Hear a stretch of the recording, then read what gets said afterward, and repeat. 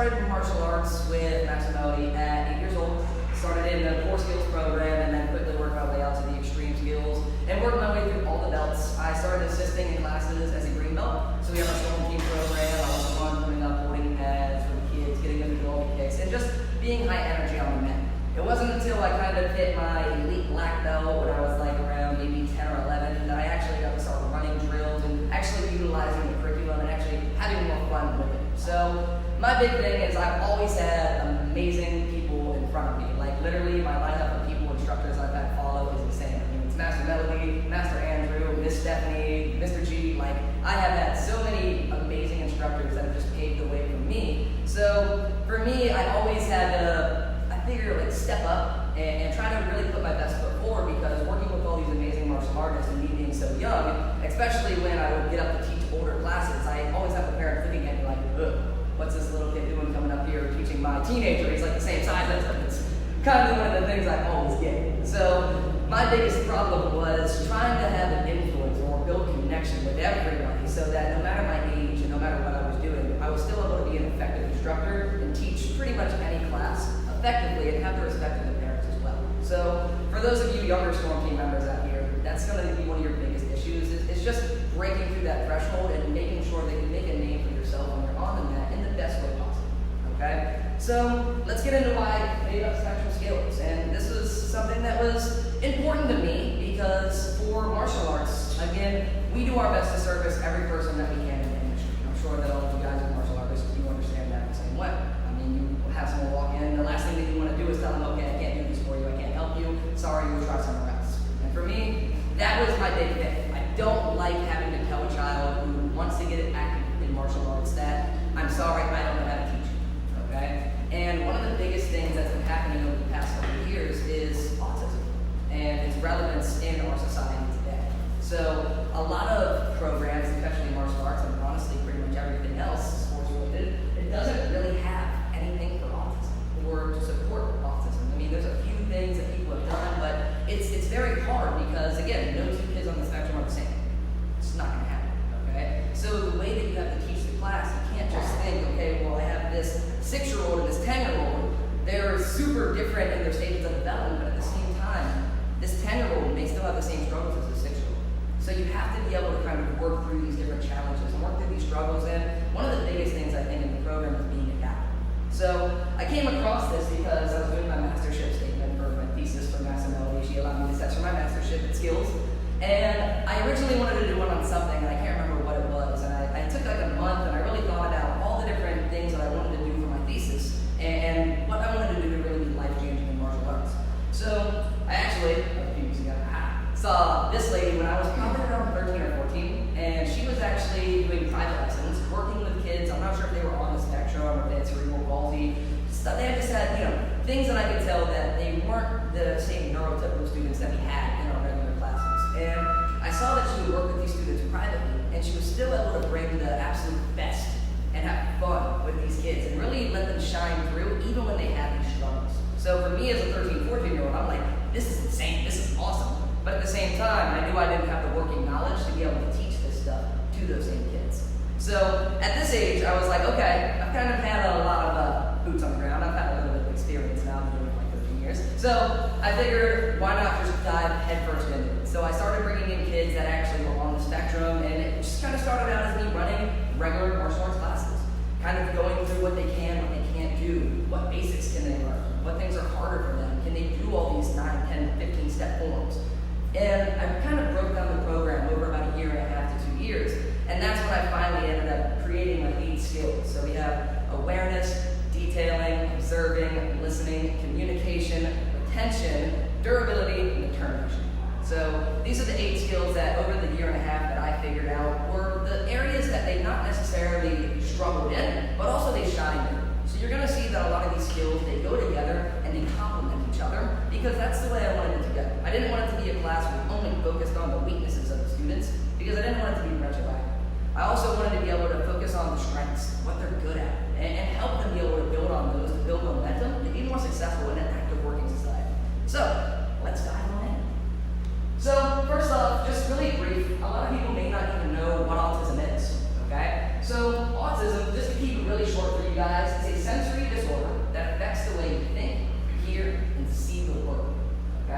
So for all of us right now, you can probably be looking at me and you're like, oh, you know, he sounds normal and all this stuff. You see me clearly and all these different things. A child on the spectrum is going to perceive all of this very differently. These bright lights are going to be a problem, okay? They're so bright you can steal the attention off of me and now take it on to them. The noise in the background, just that little AC, they're going to be more focused on that than they are on me, okay? And how you guys are able to hold your attention for an extended period of time, they're going to have a lot of difficulty on that. And the reason is because they have so many different sensations going on throughout their body that it is very, very difficult for them to just focus on one thing. All these different sensations, the lights, the sound, the people around them, things moving out there, are all going to be things that try to steal their attention. So it's the goal for us to help them work through this, but also understand that it's not going to be easy, and you do need to show patience and resilience as you work with these students. And this is why people on the spectrum generally specialize in a few others, in a few areas, but are weak in other areas. So you're going to notice, like I was saying earlier, some of the skills, they're going to nail, they're going to be great, but other ones, they will start to struggle with, and they will start to actually have to push through. And that's kind of the goal of the program. So, first off, I'm just going to go over visual, auditory, and kinesthetic cues. For this group, it's really, really important that you're using all of these different things, not only that you're using visual, so their sight, but you want to also activate auditory stuff so that you can hear, but also kinesthetic, okay? You want to be hands-on with these guys and actually help them move through the motions. So, visual cues. Students on the spectrum are going to need lots and lots of visual cues, one in exercises, drills, basics, okay? So, animation. When you guys are teaching your classes, how much animation can you use on all the moves? Don't just do your highlights like super fast. Take your time, really over-exaggerate how you're doing your blocks, your chambers, and go through everything and show as much animation as possible, okay? And don't be afraid to do it multiple times. If you have a kid that you do it like once or twice, and they're like looking at you, don't be afraid to be like, okay, well, let's go through it a few more times, and continuously show them. Again, a lot of the times they're going to take a few practice attempts to kind of see it, get a feel for it, and then kind of feel comfortable with being able to do it. So they don't just respond immediately like, oh yeah, I love it. It's not bad, okay? Show it to them a few more times, let them get comfortable, let them see the motion, and then try to have them actually go through it, all right? And another thing that's actually really cool is, this is something that I actually stole from one of my YouTube videos that I was watching when I was actually going through all this. So it was having printouts of exercises or drills. So again, the visual learners. So an easy way to actually explain a front kick, I mean, I can sit here all day and I can go through the chamber, kick, re-chamber, and down. But having handouts or printouts of the 3 steps to a front kick, chamber, and just have a picture of somebody standing there like this, having a picture of them extension of that kick, and then having them actually re-chamber and putting it down. And having those separate pictures and being able to say, okay, step 1, step 2, step 3, step 4. It works a lot better for these guys because now they can see what I want them to do. They can even like hold it in their hands and physically look at it as they go through the actual motion of the kick. So I'm not saying you have to have those, but it is something that can be very beneficial, especially if you have a lot of kids in class. Because then you can have all your instructors on the side, you can have all these different printouts, and then you can just haul them out through all the actual groups that you need. So again, think about those things. Up next, kinesthetic cues. And you kind of have to be wary of this one because, again, it affects the way they hear, see, and feel the word. Feel, okay? That's a big one. So you have to make sure you're building a connection before you get too kinesthetic. And this is actually something I was talking with Mike and John about in our last slide video. And some kids are going to respond well to being touched, okay? Kinesthetic. But others may not. They may not like that sensation of you physically putting your hands on them. And that's just going to be something that you have to learn as you go through the program. That first time you try to give a kid a high five and he kind of looks at you funny, that's probably your first cue that he doesn't like that physical contact, okay? So doing things that can help him, not necessarily kinesthetic, but utilizing those visual and those auditory cues may be then the next best step for that particular student. And you kind of see why it's hard to teach this class because, again, that student may not work well with kinesthetic, but the other kid right next to him may not work well with auditory. So you kind of have to be able to flip-flop as an instructor and be very adaptable to your lines. Next up, so going through this, allowing students to gently feel the different areas of their body is key to having them grasp an exercise or a drill. Again, they need to feel that sensation. So this is something I was told from MAXEY. Actually having them wear compression shirts or compression yoga pants, whatever. I mean, I have boys that do it too. They wear the yoga pants and the shirts. And what it does is that squeeze that they get from that compression on their body, it actually lets them to feel the sensation of what their arms, their legs are doing. So if you have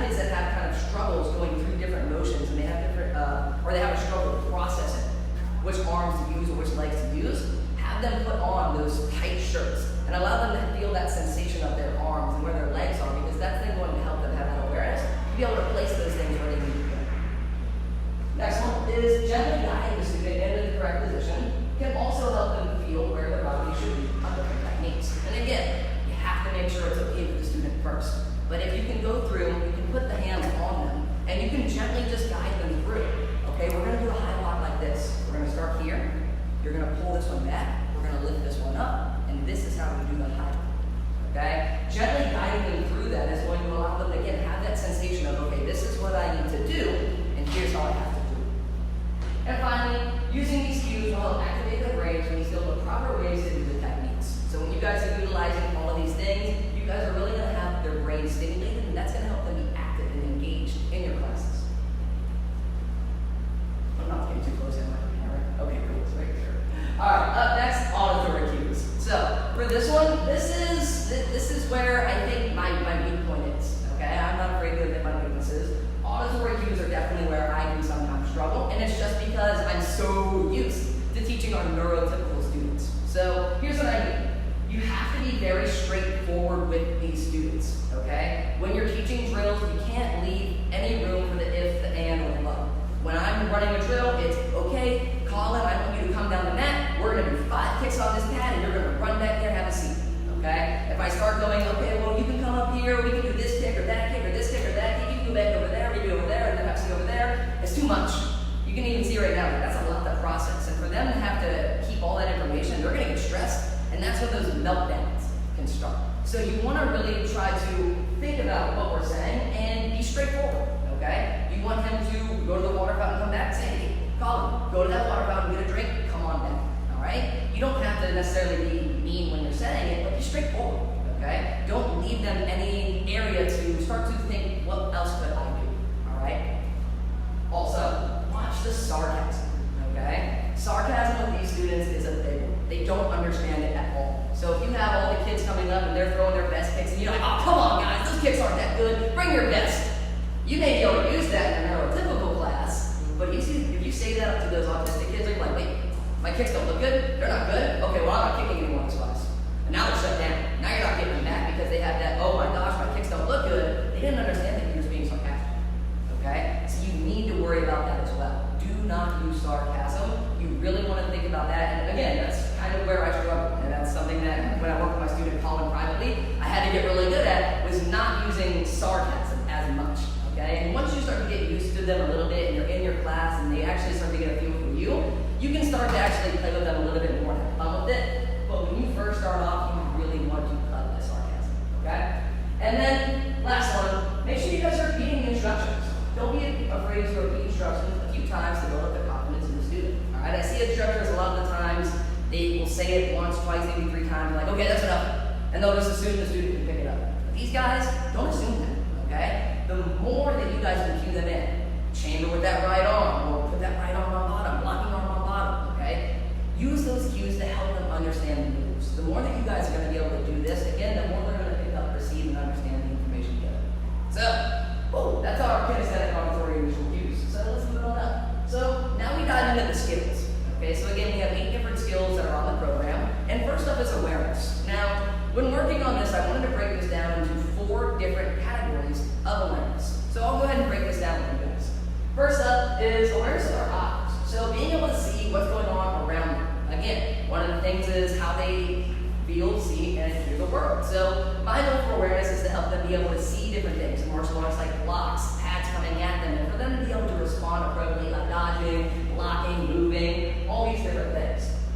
Also, awareness with our ears, being able to hear and identify the auditory cues. Colin, come stand over here. Colin, let's do this highly. Okay? So having that awareness with their ears to pick up Mr. Clayton saying this, I need to do that. Then we go to spatial awareness. Now we go to spatial awareness. So this one, I'm sure you guys have already known about. It's something that we always talk about just in a regular skills program, but it's even more prevalent for kids on the spectrum.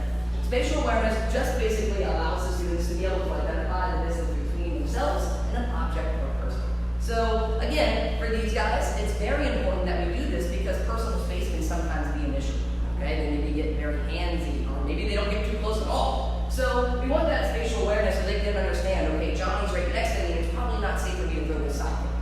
Okay? And that's going to be a big thing that's going to help them, and it's not just karate. Okay? Spatial awareness. That car is coming.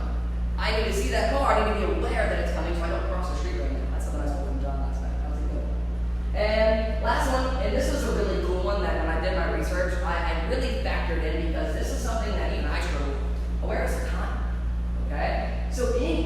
be aware of the clock to finish tasks within the set time. All right? Now in our generation, kids are timed on tests. You have 2 hours to do this test. You have 30 minutes to finish your math test. X, Y, Z, whatever. Okay? For these guys, they may hear that, but they may not understand the actual time, the concept of it, and how much they may actually have. So for us, we want to start to work with them on being able to be aware of the time. You have 30 seconds to do 15 kicks. Let's get it done. Okay? And actually having them move quickly to understand, I need to beat that time. All right? And then we move on up. So that was skill number 1, awareness. And now we go into detail. So I would say awareness, probably a skill they'll struggle with. Okay? Some of them, not all of them. Again, everybody's different. But detailing, I would say you're probably going to have stronger students here.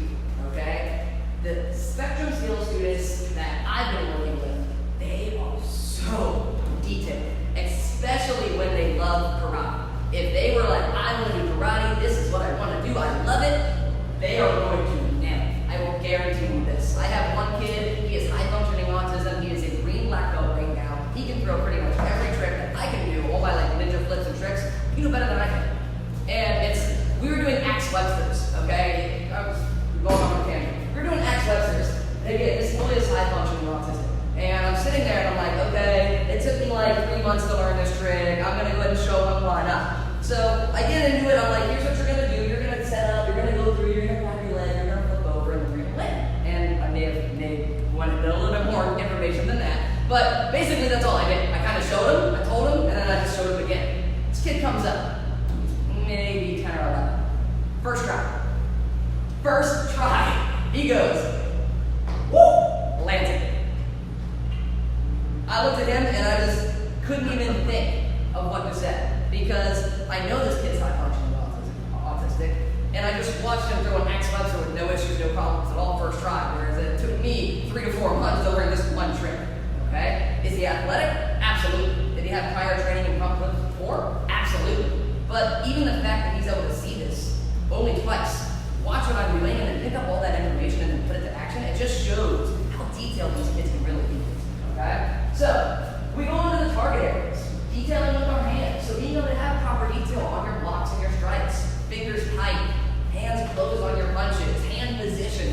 All these different things you're going to see are very important for safety reasons, especially when they're trying to use it as self-defense or just learning how to actually utilize the blocks and their strikes.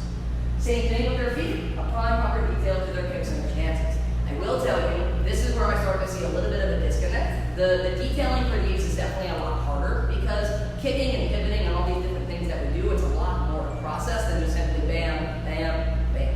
Okay, when we start to break down, we have to pivot, we have to do this, and we have to point, we have to kick, we have to bring it in. It becomes more challenging for them. Not saying we cannot do it, it's just a lot harder and you need to have patience. But that's also why if you look at the program, round kick is like one of the very last kicks they will actually learn as they actually go through the program, just because it is so complex. Next one is detailing with their combinations. So as they go through different 3 to 4 move combos, maybe 2 to 3 moves depending on their abilities, we want to see that they can apply the same details that they were just doing with solely hands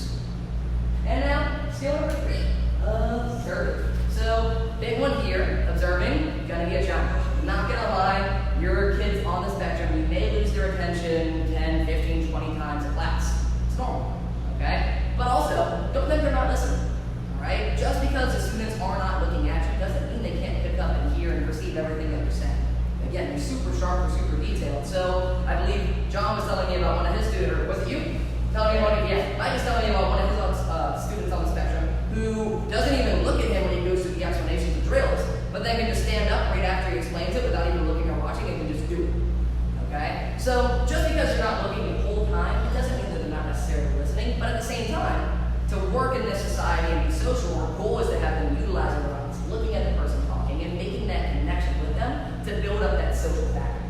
So the way we do this is first off going to observing our partners. So students will learn how to observe their partners and see the techniques that they do. So basically just watching. Okay, he did a high block. That's a low block. That's a muscle block. And just kind of having them watch and observe the different things that are going on. Next up is observing their basics. So same thing. Watching all the basics that the instructor does. Trying to pick up, okay, Mr. Clayton chambers on the bottom for this block. But on a low block, oh gosh, he chambers on top. And picking up those key details.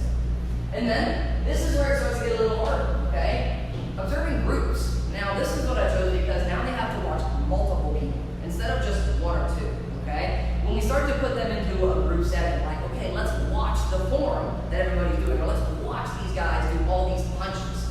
It allows them to be able to take their eyes and make that eye contact with each individual person so that they can start to build up that connection with them, okay? When they can observe and they can see every person doing it, it's just going to help them in the real world when they have a lot of people in front of them, maybe talking or doing things. They have to be able to, okay, eyes here, I gotta look over here, okay, now you're talking right here. So it just helps them be able to work in that group setting, which can normally be very stressful for these students. And then, this one is a tough one, all right? Self-observation. So the students will look at the moves that they are doing and be able to try to pull out the things that they're doing wrong, okay? And this is where you'll probably start to see them have to think a little bit more. Okay, Colin, you just did that high block. Let's go ahead and I want you to watch what you're doing. Did you do every single part to the high block? And then have them go through. You can even say, okay, show me the chamber. Show me the block. Oh, what are we missing? Let's check. Oh, retraction hand. Good job, all right? And we're helping them by using that self-observation to build up those skills as well. Next up, listening, okay? And again, I think this is one where they're going to be very good at it, okay? Again, you may not have the visual eye contact that you're looking for, but they will be listening, okay? So for these guys, the target areas we're working for is critical listening. Listening to information that is vital about the game or drill so that they can be played fair, all right? So for these guys, we're trying to help them listen in to their teachers, their instructors, their parents, to be able to listen to that critical information, okay? You get hit by a dodgeball, we gotta do 5 jumping jacks. Okay, obviously not that crazy critical, but again, you understand the concept. Also, active listening. So students will practice listening actively while engaging in the instructor, answering their instructor in order to retain more information. So when I go through mat chats, instead of just saying, all right guys, today we're gonna work on awareness, awareness is X, Y, Z, this, that, the other thing. All right guys, today we're gonna work on awareness. And everybody say, awareness! And getting them engaged, actively, okay? Who can give me the first letter of awareness? Hey, awesome job, okay? Getting them engaged is going to get their brain active and help them retain more info. Also, this is a big one. I love this one. Empathetic listening. Again, students on the spectrum struggle with emotions of others, okay? They will not be able to understand if I'm in a good mood, a bad mood, a sad mood. They have trouble being able to pick these things up. So, empathetic listening is for the students to try to be able to understand the different tones in people's voice. Oh, he's getting a little upset, or they're happy when they're going through. And this helps them be able to, again, pick up on cues regularly. Mom is starting to raise her voice. Mom's getting mad. Oh, mom's smiling. She's happy. I hear this tone in her voice. Okay, that's happiness. Okay? And it starts to allow them to pick up the different emotions that they may see in their regular day-to-day lives. And then last one, this is close to our critical, but it's a little bit different. So, informational listening. So, the students are trying to listen to the information that is key to the topic and without breaking focus. So instead of just critical listening, how they're only trying to focus in on the things that really, really matter, for this we're just trying to have them get all the information. So when we explain how to play dodgeball, being able to have them listen, be able to go through all of the games of dodgeball without breaking the rules or anything like that. Skill number 5, communication. And again, can be one where they start to struggle. You have kids that are on the spectrum that can be 100% nonverbal, okay? Haven't talked yet.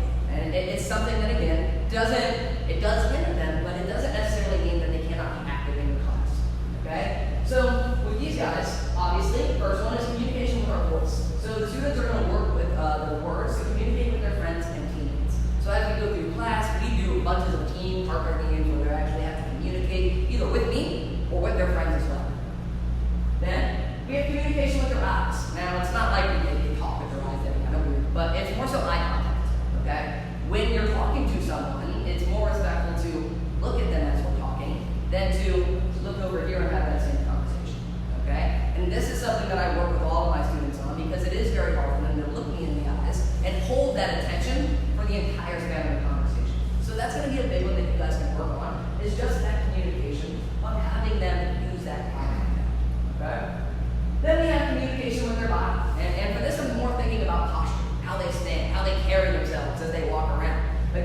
you can kind of tell the ones that have self-confidence just by the way they're walking. People walk around with a slouch, they walk like this. It doesn't show confidence in themselves or anything that they're doing. But when you can have someone standing upright, chest up, head up, chin up, and they're talking, looking at you, this is confidence. It allows that person to then know that what you're saying is true and that you mean it as well. But when you're like this, it doesn't have that same effect. And that's something that I want the students to understand. But again, it is something that you do have to work on plenty of times and show that patience as well, because they may start to come like this as they're talking, or they slouch. So helping them correct that posture and then standing up straight is going to be a big thing just to help them use better everyday life. And then communication with partners. Okay, so now we put them into a little bit of a group setting. Now you have all these different people that you have to work with. This can be very overwhelming in a normal situation. So now we want to help them work through that. Okay, can you communicate with Maximo? Can I communicate with Mr. Kenneth over there? Okay, can I do all these different things and make myself actually work well with a team? And move on up. Almost there, guys. So I hope I'm not filling up your brains too much. Up next is retention, and this is kind of where we get into the memory stuff and helping them retain things. Okay? So first up is going to be our long-term retention, long-term memory. Okay? So being able to remember different moves and combinations that will apply in the long term. Okay? High block, you're going to use it all the way from level 1 to level 9. So we want them to be able to remember that move, even if they aren't necessarily practicing it and presenting better. Okay? Short-term memory. We want them to also remember important information that is only necessary for a short time. Standing on your dots where you started class. Okay? Being able to remember things like that. Again, class is only 45 minutes, so can you remember from the beginning of class you stood here to the end of class? Okay, I stood right there. I got it. Okay? That can definitely be a hard challenge, but again, working through the program and the drills makes it so simple. And then we have active retention. So students will work on remembering combinations with it actively involved in something else. So we can actually start to have the kids. We have a drill I like to use, it's called chaos, where the students are actually put in a position where there's a lot of things going on around them. So I'll have myself, I'll be walking, talking, doing this, waving my arms, really trying to mess with them, okay? And their job is to try to actively go through combinations. So as I'm doing all this, I'm trying to be distracted, they're still going, okay, I gotta remember high block, punch, front kick, even though Mr. Clayton's doing all of this. So it helps them actually be able to have that retention actively. So when they're in class and their friends are doing stuff, they're messing with them, they're calling out stuff, and all these things are happening, they still key in, oh, I gotta listen to the teacher, I gotta listen to this person or that person, okay? And they're able to retain that information back. And then, reactive. So being able to remember moves or combinations as soon as they're called out, all right? And again, the goal isn't necessarily self-defense, but to build up that reaction time is something that we want to do. So as soon as I call out high block, how fast can they process? I said high block, and then how quickly can they do it? That processing speed is going to help them again, and not just martial arts, but in school. 2 + 2 equals, or 2 + 2 equals 4, okay? We want them to have that quick processing ability, not just here, but so that it also translates outside of the school as well. Durability, okay? Kids on the spectrum, they can definitely have lower muscle tone in a certain couple different areas, more so than your regular neurotypical students. And again, it's because of the way they hear, see, and feel the world. A lot of those sensations, doing hard exercises, my arms start to hurt, I don't like that feeling, I don't want to do it. Okay, so a lot of the times, your students on the spectrum, they can have lower muscle tone. They can struggle a lot more with exercises. That's exactly why I put them, because I want them to build that up. I want them to get strong. So, keeping it simple, arms is target areas, developing the strength in their arms to do better blocks and strikes. Their legs, to develop the strength in their legs and do stronger kicks and stances. Core, to gain more control of their entire body, and ab, to have more strength in those. Okay? The abdominal muscles I consider the control muscle of karate because again we use them all the time. Punch, you're twisted. Okay, you kick, you're twisted. So the abs are always going to be important as a martial artist, but also just important for regular life, being able to hold balance. That's all a lot of core and abdominal muscles. Okay, so if you have students struggling being able to do this, it's not necessarily they can keep their head up. It could just be their belly isn't strong enough to keep their head up. So being able to work on those abdominal muscles and strengthen them can actually start to help them be able to throw stronger punches, kicks, strikes, all the time. So that's our durability, and again, that's one I feel you will see struggles on, but that's the goal. You want them to struggle. You want them to have challenges. You don't want every exercise to be easy because the goal here is to build up physical strength. Okay? Will they have trouble? Will they be able to stop? Absolutely. But that's what this next skill is for. Determination. Okay? So, determination, being able to work through any challenge or problem without giving up. Okay? This was students on the spectrum working and they hit one little snag or challenge and bam, done, shut down. Okay? So my goal is to help them have that determination. I messed up. That's okay. Let's keep going in a positive manner. Alright? So big things are, nope, there we go. Big things are determination with their mind. The student will work on staying positive in the face of difficult challenges if it takes them a few chances. So they're going through a drill, they can't necessarily hit that pad when I throw it in the air, they gotta punch it. Okay? Our goal is to help them be able to show that resilience in their mind. Okay, I didn't hit it the first time, I didn't hit it the second time, I'm not gonna give up right now. I wanna try one more time and do my best. Okay? Now moving up, determination with their body. Okay, students will work on their ability to work through uncomfortable positions on their body, like holding push-up position, going into that deep squat or horse stance. Okay? All these things are going to help them again show that ability to push through, show that resilience when it comes to hard challenges. And again, this just translates not just in martial arts, but in anything. Math, hard, especially for me. For me, that's not easy. Okay? I'm an athlete, I'm an athlete. So helping them be able to push through challenges is going to be a big thing, not just here, but anywhere they go. Alright? Moving on up, we have when they're challenged. So can they show determination when I give them a challenge, 15 kicks in 30 seconds, or 20 kicks in 30 seconds? Can they show that determination to push themselves and go as hard as they can and get those kicks done as quick as they can? Or do they let off the throttle? Are they not really showing that determination to get better? Because if they do, that's something I want to work on. I want them to feed on that, because if they're not determined here, what's to say they're going to be determined when they go to school? Okay? So the goal is to help them build up that determination, to be able to work hard in any situation, no matter the challenge. And then the last one, and this is kind of a bigger one, when they're pressured. Okay? Challenge and pressure is two different things. Alright? When you're under pressure, things are much, much harder to do. Okay? When you feel like you're under a microscope, people are watching you, you have to get everything right, it can be a very difficult challenge. And especially for these guys, because now that's overwhelming. Okay? That's a big thing. Okay, people are watching me, I have to be able to nail this down. It can be a challenge. So when we do this, students will work on being able to work hard, even when under pressure, to get the job done. So when we give them these hard challenges, or we give them these things, and we're watching them go through, our job is to literally focus on them. Okay, how many things can you get right? Let's see how many things that you can do. Alright, I'm watching, I want to see you do it, let's make it perfect. And he's going to go through and he wants to see that we can push, we can do our best. Alright? So, one of my last slides is the relevance of my skill choices. So this is kind of why I did what I did with everything that I did, if that makes any sense. So, first one is awareness/detail. So, for this one, students on the spectrum are generally good at finding great details, but the goal is to have them gain an understanding of their body and what's going on around them. Okay? So that's kind of why I put those two together. Up next, observing and listening. Students on the spectrum are great visual learners, but the goal is to help them be able to tune in to the key person to learn that relevant information.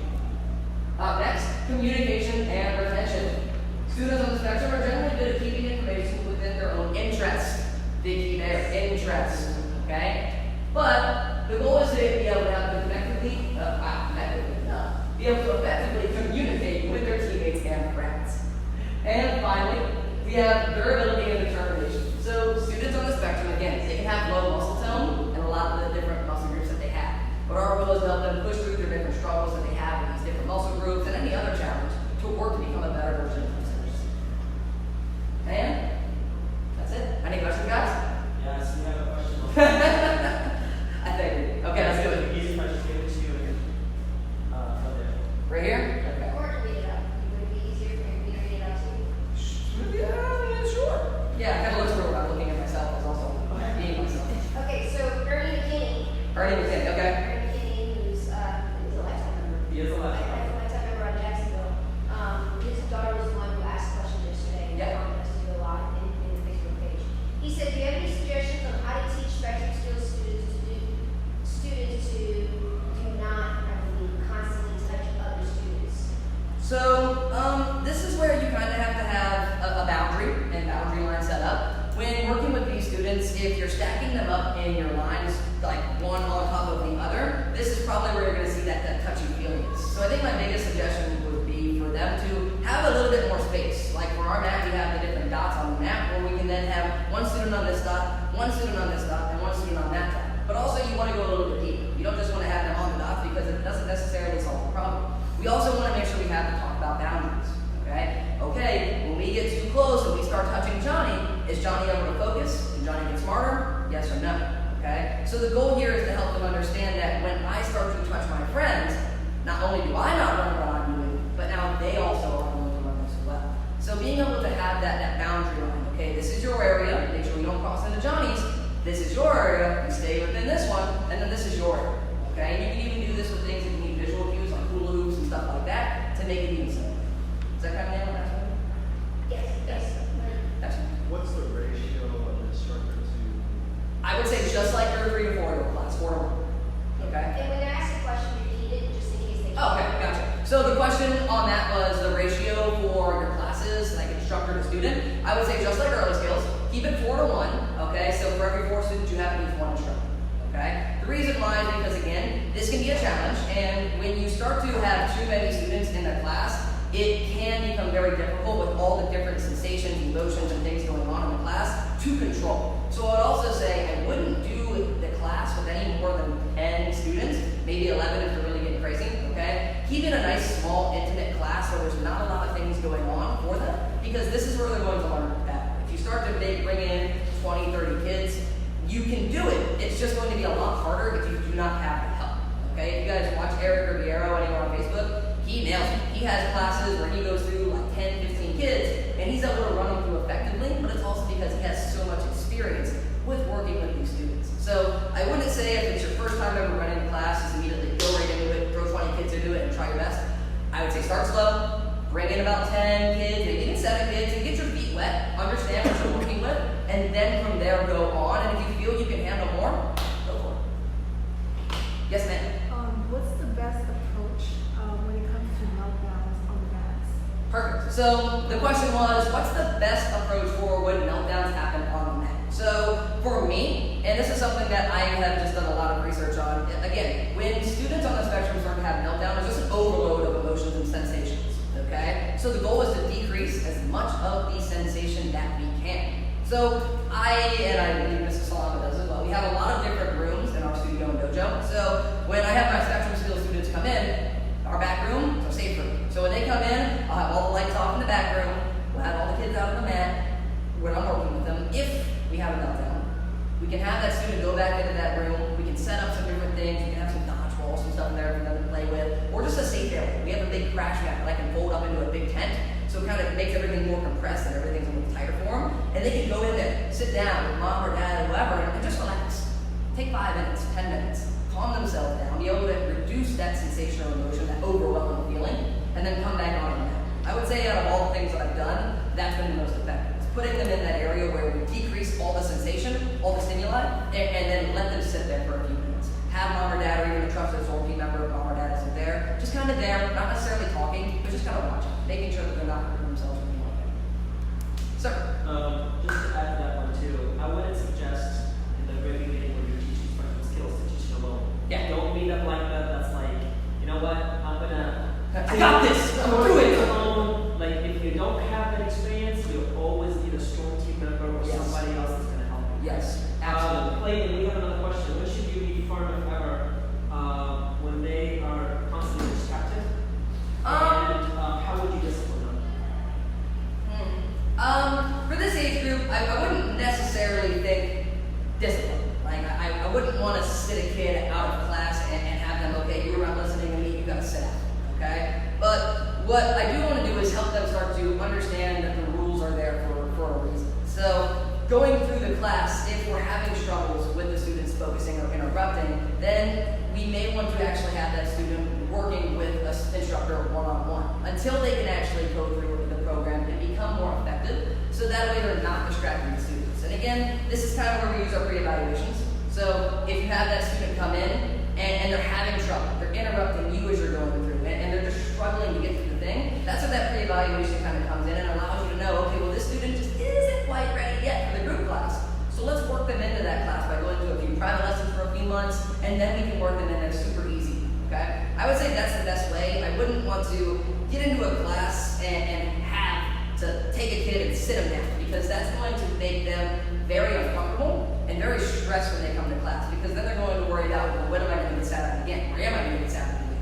Okay? So if they're struggling, just having that conversation one-on-one with mom and dad, hey, they did really good in the pre-eval, but I noticed that when they step stimulation than they were ready for. So what I want to do is to help prepare them for that. Let's go ahead and bring them in for a few weeks, working one-on-one with me. We'll go through the same structure as class, but also we'll actually work on being able to stay focused on who's talking and doing all these key things so that when they step into class, it's no longer retroactive for them, but also their friends that are taking class as well. All right, so the last question that I see right now in the room is, what are some resources or books that... Oh gosh. I cannot remember them off the top of my head, but I do have a very nice, yes. What I would recommend here is, this is Ernie and his team, is you've already done all the research, you've read all the Yeah. books, and looked through all the content, Yeah. figured out how to apply to special skills. Yep. And you've done tutorials on each one of the skills. Yes, ma'am. So what I would recommend, Recommend. to Ernie is to have them study the how-to videos in the Spectrum Skills Resource Library. Absolutely. If you're a skills instructor, so let's start there for him, and then for the audience, for people who are not Spectrum Skills members. Yeah. And add on. Absolutely. So again, for resources on Spectrum Skills, Maxey was just saying, go to the how-to videos. We have a ton, like literally tons. I have not only all the skills, but I also have just different things that you're going to see in class in the how-to section videos on your actual Spectrum Skills site. So if you just go to Spectrum Skills, you go down to where it says how-to videos, you'll see all the different like whole, what am I thinking of? They're belt testing charts.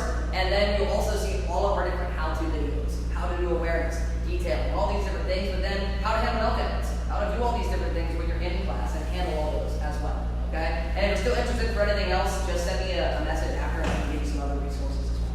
And if so, for parents and people in the audience, where did you start to do your research? I started on YouTube. So I went onto YouTube and I did just a lot of research on working with kids on autism or tips with kids for autism. And then I dove a little deeper and I had to go on to some websites and I actually paid for different case studies. So I went onto a website where they actually allow you to take students who are studying kids on the spectrum actively, and they actually do case studies where you would actually purchase them, go through, and then, okay, well this is what they found, this is their result, this is what they tried, and all these different things. And that was something for me. I bought about 2 or 3 of them, and I was kind of able to go through, okay, well they were doing this, and this is working, okay, well they saw that this was not working, so I don't want to do that. So I wouldn't go that far if you're a parent. I would just say start on YouTube, but that was kind of where I went a little bit more in depth. And the specific search word is just Spectrum. Yeah, I would say yeah, spectrum, autism tips, things like that are all going to be big things that you want to be searching. Yes, sir. How do you do with like students on the spectrum who refuse to do something? Have you ever had that? Yeah, and that's completely fine. All right, if they refuse to do it, it can't just be that they're not comfortable with it yet. Okay, so if at first they're upfront with you and they're just like no, all right, don't push it. Just flip, redirect, and go to something else that they feel more comfortable doing, and then work with that at a later time. Okay, don't try to sit there and force. Okay, well if we don't do it, we can't get our strike rate. All right. Okay, you don't want to do this kick. Well, how about we do some choices? We have this one, we have this one, and we have this one. Instead of this one, which one do you want to do? And allow them to choose. Okay, well, we're not going to do that. Maybe let's do side kick. And have them do that. If that makes sense. Anything else, guys? Yes, sir. Yes, sir. Yeah, but would that actually be okay to do that when it comes to doing strike tests if it's very certain curriculum? So, for strike tests, I mean, if they're not going through it, I would say try to find the next best comparable thing that you can do to get them through it. So if the goal is 10 karate chops, and they just don't want to do karate chops because it hurts their fingers, backwards. Okay? And just switch it over. Okay, let's go close fist. Or if they don't like the sensation of hitting, that could be a big thing. A lot of them may not like that. Bam! I don't want to hit the pad because that hurts my hand. Have them at the end. Wham, wham, wham. And have them go through that. So as an instructor, just be able to look at it and don't just see it as black and white, this is what it needs to be. Be adaptable with it, and when you see struggles or things popping up, adjust. And that's going to be where you start to succeed more as an instructor. Because I can tell you all the stuff that I do, but you're not going to see it in class. Your kids are going to act different than mine. So your ability to pivot as an instructor and keep the class moving in a positive, flowing way is going to be huge. Anything else? Any other questions? Whew, how'd I do it? Yeah, Guys? good job. Thank you so much. So one of the things that we went out to you guys and everybody out there who is a black belt, okay? One of the things that we do as black belts is we feel like, you know what, this is going to be easy, I'm going to dive into it, I'm going to get it done. Don't do that. Don't do that. This is not a program that is just, you know, we're working with regular kids. Step back, take that ego down, and I use the ego very, very loosely. It's not really an ego, okay?